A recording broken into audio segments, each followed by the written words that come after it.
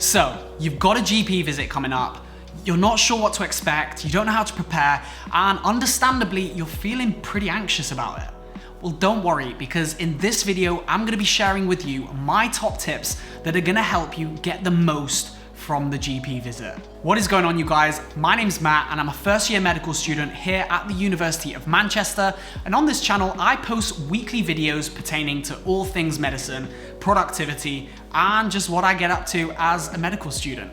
So if that sounds like something that you're interested in and you want to learn more about, make sure you subscribe to my channel and hit the bell notification so you get notified every time that I post a new video. Now, last week I did my first ever GP placement, and I was feeling pretty anxious and a little bit nervous before it because, to be honest, I really didn't know what to expect.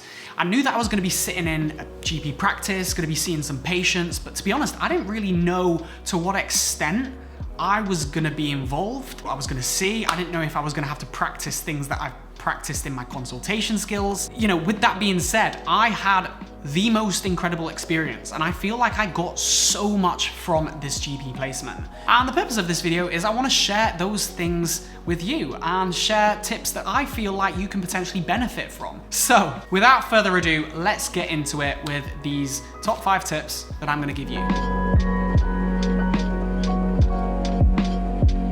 My first tip to you guys is a really big one. Prepare yourself. Within that, there comes a few different things. That's everything from planning your outfit, preparing the route that you're gonna take to get to the GP placement, and also getting there early. These are 3 things that are completely in your control and can help squash those nerves. Choosing an outfit should be pretty simple. It's pretty self-explanatory to understand what is professional and what isn't. You know, I was wearing a blazer and a top underneath. Now, planning your route in advance is super important. And make sure that when you do this, you input the timestamps of when you need to be there, because if you use Google Maps and you're checking at like 3 p.m. in the afternoon, maybe that's not gonna be the same as the time that it's gonna take you to get there at 9 a.m. in the morning. Something else that you could potentially do, which is what I did, is I actually sent the practice manager an email the week before because I just wanted to figure out if there was any pre-reading that I could have done, anything that I needed to be aware of,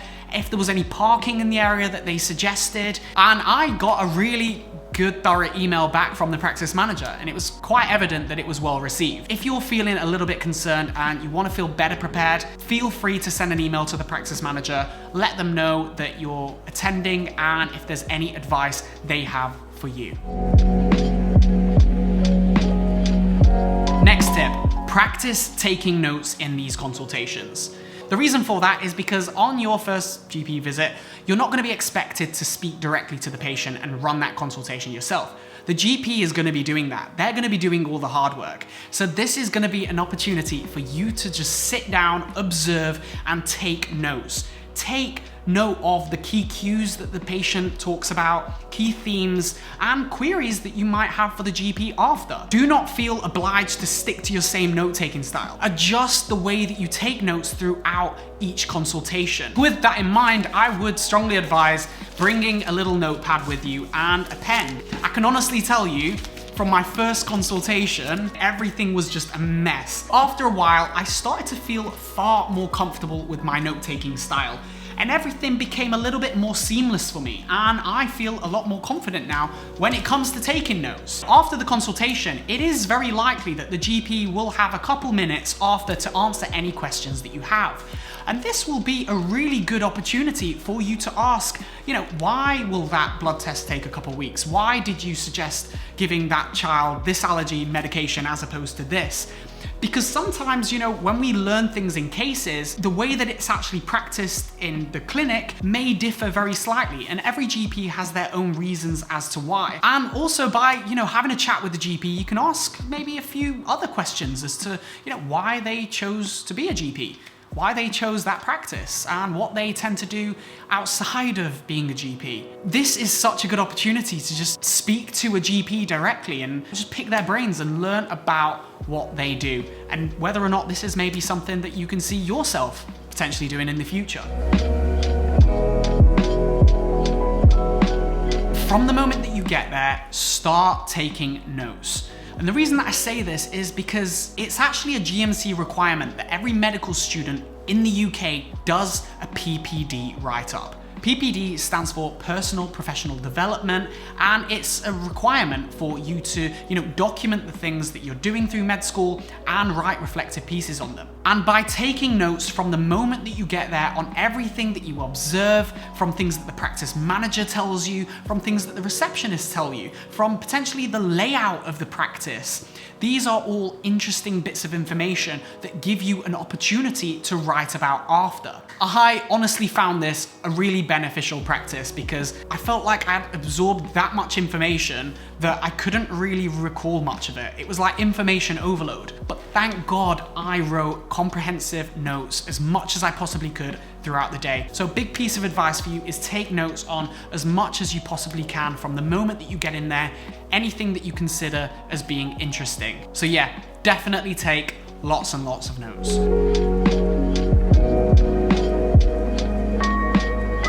Next tip, this sort of follows on from the last, and that is after your GP placement, try and prioritize doing your PPD write-up. Put everything into a Word doc or notes or whatever, because this gives you an opportunity to just sit down and really process everything that you've observed and everything that you've taken note of throughout the day in a nice, coherent fashion. And in addition to that, there is no better time to do that than straight after the placement, because everything's fresh on your mind. Put each of the patient presentations down just so you can better identify what each patient was presenting with and what the treatment plan was. This is really important because for me, for example, I had a 2-hour period where I was sat in with the GP. Each consultation lasted just about 10 minutes. I saw basically 12 patients within that period of time. By sitting down after, it gave me a good opportunity to just sit down and identify each of those different 12 presentations. It then allowed me to figure out which are the most interesting cases that I want to write about in my PPD write-up. It is so much more effective to just get it done when it happens, when it's fresh on your mind, and you don't have to worry about it in the future. And last on that list, this is probably the most important one of all. Don't just be present, be proactive. Don't see this GP visit as just another thing that you've got to be present for. You've got to go there because otherwise if you're marked absent, you're marked absent. That's not what this is about. Go to this GP placement being inquisitive, ask questions, be open-minded, be proactive, try and absorb and learn as much as you possibly can. You don't get hundreds of these opportunities throughout med school. And this is, one of the ways that you're going to be exposed to a certain speciality of medicine. This is an opportunity for you to observe whether or not maybe being a GP is something that you can see yourself doing. Ask questions to the GP, speak to the practice manager, ask personal questions, say, I like doing this kind of thing. Will I be able to have that kind of work-life balance doing this job? This shows initiative. This shows that you're engaged. This is going to leave a good impression on the GP and on the practice manager. And you never know, this could potentially reward you in the long run. They might invite you back. So look, go into this placement looking at it as if it's a privilege, because honestly, that's what it is. We're going to be observing patients talking about their most personal and vulnerable health issues. And if you go in with the right mentality and the right mindset, you can get so much from this GP placement. So look guys, that's all I have for you for this video. I hope this has in some way helped you. If it has, smash that like button. It really helps the channel and the performance of this video. And also, if you're not subscribed already, hit that subscribe button and hit the bell notification so you get notified every time I post. Also, if you want to hear more about what I get up to in picture form and stories, I have a pretty active Instagram channel where you can follow me on there as well. So that's going to be linked in the description below and right there. But as always, I will see you in the next one.